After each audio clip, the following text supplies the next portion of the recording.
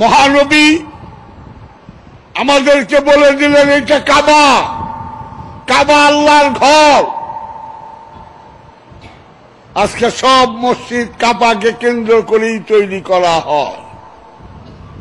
আচ্ছা, মহানবী আপনি বললেন আল্লাহর ঘর, আপনি আল্লাহর ঘর ফেলে জাবালুন নূর পর্বতের ১,৫০০ বছর আগের সেই ২,৫০০ ফিট উঁচায় হেরা গুহার মধ্যে কেন নির্জনে ১৫ বছর ১ মাস ১৯ দিন কেন ধ্যান সাধনা করলেন?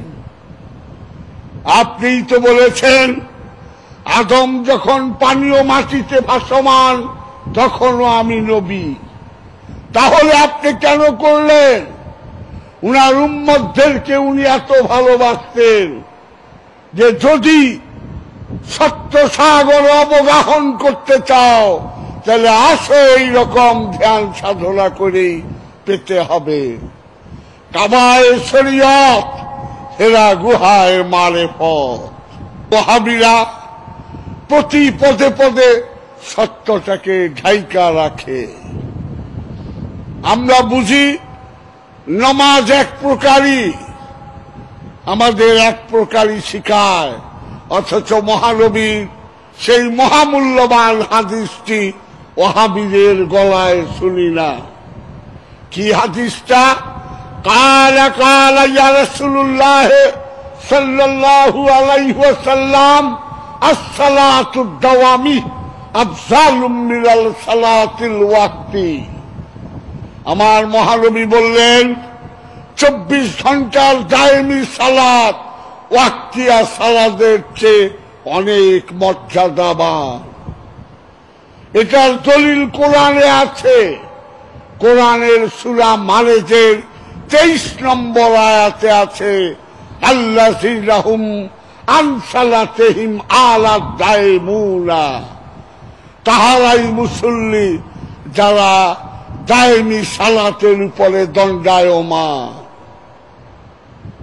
দায়েমি সালাতের কথা কোরআনে আছে, ৫ ওয়াক্ত নামাজের কথা তো কোরআনের কোথাও নাই। হ্যাঁ, ওটারও প্রয়োজন আছে, কিন্তু দায়েমি সালাতটা কেন লুকিয়ে যায়? আজকে ওয়াহাবীরা আমরা দেখি, আমরা সবাই জানি হযরত জাবের রাদিয়াল্লাহু তাআলা আনহুর একটি হাদিস, বুখারী মুসলিম মুত্তাফিকুন হাসান শরীফ হাদিস। কি হাদিস? নামাজ বেহেশতের চাবি। হাদিসটা এক লাইন, অর্ধেক কয় অর্ধেক বলে না। নামাজ বেহেশতের চাবি এই পর্যন্ত বলে, পরেরটা কয় না। নামাজ বেহেশতের চাবি এবং নামাজের চাবি তাহারা মানে পবিত্রতা। পবিত্র নামাজ বেহেশতের চাবি। আর মৌলবীরা কয় অজু গোসল করে রাখেন, তাই তো পবিত্র। আমি যে আল্লাহ মানে না, তাহলে যে পানির ৭ বার ডুবাইও কি করি, ওর মনের পবিত্র কেমনে করুম? মৌলবী সাহেব উপরে দিয়া তো সাবান বৈশা পরিষ্কার করলাম, ভিতর পরিষ্কার করব কেমনে? এই ভিতরের পঙ্কিলতার মুক্ত করে পবিত্র হলেই ওটাই হয় নামাজ। তাই বলছে নামাজ বেহেশতের চাবি এবং নামাজের চাবি তাহারাত পবিত্রতা, এটা বলা হয় না।